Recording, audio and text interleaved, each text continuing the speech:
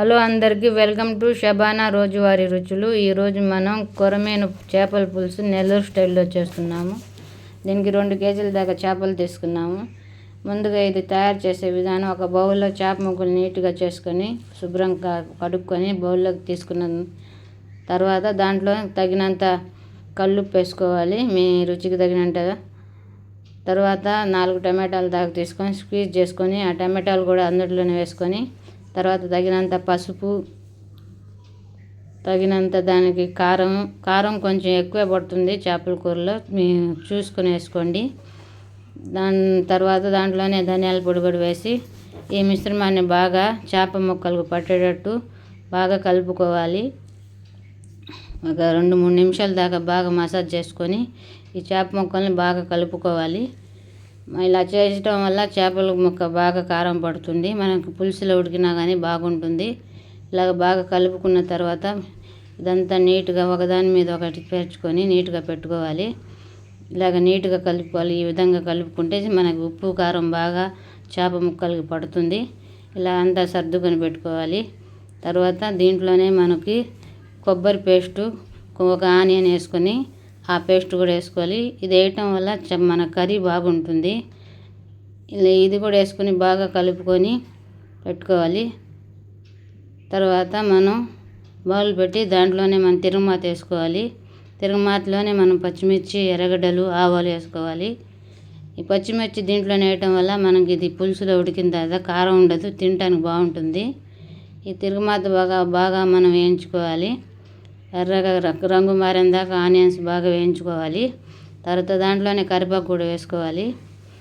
చేపల కూరలో కరివేపాకు వేస్తే సరిపోతుందండి. దీంట్లో మనం కొత్తిమీర వేయని అవసరం లేదు. కొత్తిమీర వేస్తే ఇంకో టేస్ట్ వస్తుంది కూరకి. ఇప్పుడు ఈ తిరగమాత బాగా వేగిన తర్వాత ఇలాగ కలర్ మారిన తర్వాత ఇది వేగిందండి. ఇప్పుడు దాంట్లో మనం కలిపి పెట్టుకున్న ఈ కర్రీని మొత్తం ఈ బౌల్లోకి మార్చుకోవాలి. ఇలాగే తిరగమాతలో వేసేసేయాలి. ఇదంతా వేసిన తర్వాత ఈ పులుసు కూడా దీంట్లోనే పోసేసేయాలి.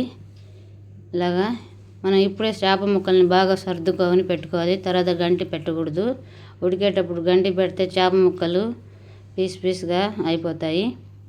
ఇలాగ బాగా సర్దుకున్న తర్వాత దీంట్లోనే నెల్లూరు స్పెషల్ మామిడికాయ ముక్కలు విత్ టెంకతో కూడా వేసుకోవాలండి. టెంక కూడా వేసుకుంటే బాగుంటుంది. తర్వాత ఇది బౌల్ కడిగి ఈ వాటర్ కూడా దాంట్లోనే కర్రీలో వేసేసుకోవాలి. ఇలాగ బాగా నీట్గా సర్దుకోవాలి. ఇప్పుడే ముక్కలు, మామిడికాయ ముక్కలు మొత్తం. తర్వాత దీంట్లో చేపల కూరలో వేసే పొడి వేయాలి. ఆ క్లిప్ మిస్ అయిందండి, మీరు వేసుకోండి. ధనియాలు, ఆవాలు, జీలకర్ర, మెంతులు వేయించుకునే ద్వారాగా ఆ పొడి వేయండి. ఒక 10 నిమిషాలు పెట్టేస్తే బాగా ఉడుకుతుంది కూర. తర్వాత ఈ విధంగా ఉడుకుతుంది. ఇలా ఉడికిన తర్వాత ఇప్పుడు చూడండి, ఇలా ఉడికిన తర్వాత మనం నీట్గా ఒకసారి దబరని ఇలాగ సర్దుకోవాలి. గరిటె పెట్టకూడదు. ఇలా సర్దుకున్న తర్వాత సగం కూర దాకా ఉడికిపోయిందండి. ఇప్పుడు మనం సిమ్లో పెట్టి ఇలా సిమ్లో పెట్టిన తర్వాత ఇప్పుడు ఒక 10-15 నిమిషాలు పెట్టి సిమ్లో పెట్టేసేయాలండి. మనకు బాగా కర్రీ ముక్కలు బాగా పట్టుకుంటుంది. ఇలాగా మూత పెట్టేసి ఒక 10 నిమిషాలు తర్వాత మళ్ళీ మనం ఓపెన్ చేద్దాము. చూడండి, ఫైనల్గా ఇలాగ వస్తుందండి నెల్లూరు చేపల పులుసు. ఒకసారి తప్పకుండా ట్రై చేయండి, బాగుంటుంది. ఏ చేపతో అయినా ట్రై చేయవచ్చండి. మేము కొరమేనుతో చేసాము, బాగా టేస్ట్ ఉన్నది. బాయ్.